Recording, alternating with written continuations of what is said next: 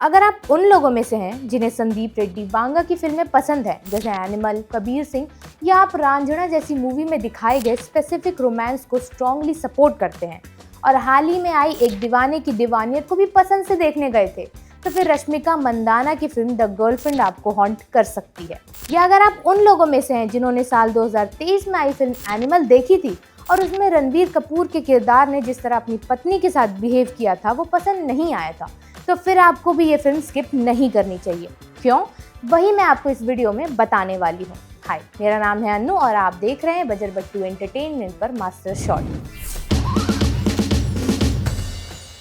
Theatre में हर तरह की फिल्में रिलीज होती हैं, मगर कभी कभी कुछ फिल्में सिर्फ कहानियां नहीं होती जो 2 या 3 घंटे में खत्म हो जाए। कुछ ऐसी भी होती हैं जो समाज के लिए एक आईना बन जाती हैं। रश्मिका मंदाना की द गर्लफ्रेंड ऐसी ही एक फिल्म है जो आपको झकझोरती है, सवाल करती है, हर उस औरत के साथ अंदर छिपे डर और हिम्मत दोनों को सामने भी लाती है। ये फिल्म सिर्फ एक लव स्टोरी नहीं है, बल्कि एक करारा जवाब है उस सोच को जो प्यार के नाम पर अधिकार जताने और कंट्रोल करने को सही मानता है।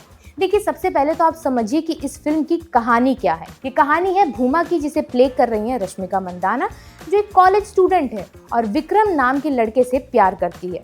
शुरू में रिश्ता काफ़ी इनोसेंट और सॉफ्ट लगता है, लेकिन धीरे धीरे इस रिश्ते की परतें खुलती हैं और दिखता है कि ये प्यार नहीं बल्कि पोजेशन है।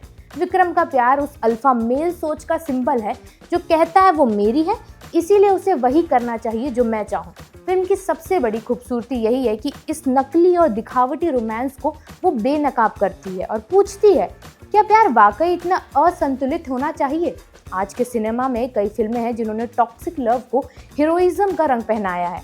अर्जुन रेड्डी, कबीर सिंह, रांझना, एनिमल या हालिया एक दीवाने की दीवानियत तक, जिसके जिक्र मैंने पहले किया था, जहां हीरो का गुस्सा, ओनरशिप और पॉजिटिवनेस को रोमांस का पैमाना बना दिया गया। द गर्लफ्रेंड इन सब का जवाब है। ये फिल्म इन अल्फा मेल किरदारों को सीधे चैलेंज देती है और बताती है कि हर औरत की जिंदगी उसकी खुद की है, किसी की प्रॉपर्टी नहीं। रश्मिका मंदाना ने भूमा के रूप में एक शानदार परफॉर्मेंस दी है। वो हर सीन में अपनी नरमी, डर, उलझन और अंत में उभरती आवाज़ को इतने संवेदनशील तरीके से निभाती हैं कि दर्शक उसके सफ़र में खुद को देख पाते हैं। फिल्म के कई सीन, जैसे मिरर सीन या पैनिक अटैक वाला पल, गहरे असर छोड़ जाते हैं। निर्देशक राहुल रविंद्रन का इरादा साफ है। वो टॉक्सिक रिलेशनशिप को ग्लोरीफाई नहीं करना चाहते, बल्कि उसके अंधेरे को दिखाना चाहते हैं। हाँ, फिल्म में कमियां भी हैं। पहले हाफ में इसकी स्पीड थोड़ी धीमी लगती है और कुछ सपोर्टिंग किरदार अधूरे से लगते हैं, पर कहानी की नीयत इतनी सच्ची है कि ये कमजोरियां भी नज़रअंदाज की जा सकती हैं।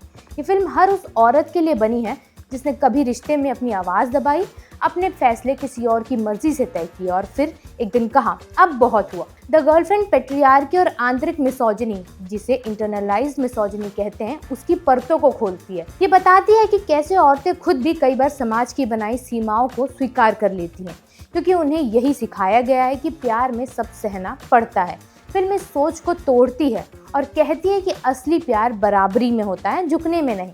आखिर में द गर्लफ्रेंड सिर्फ एक फिल्म नहीं है, एक जागरूकता है। ये हमें हमारे समाज और हमारे सिनेमा दोनों का चेहरा दिखाती है।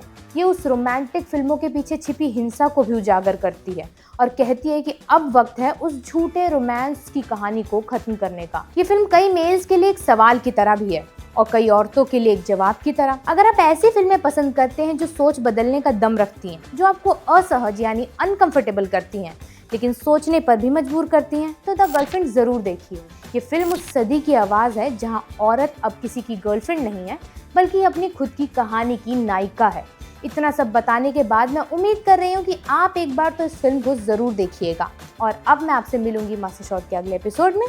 तब तक के लिए stay curious, stay entertain and do like, share and subscribe Bajar Battu entertainment for more videos.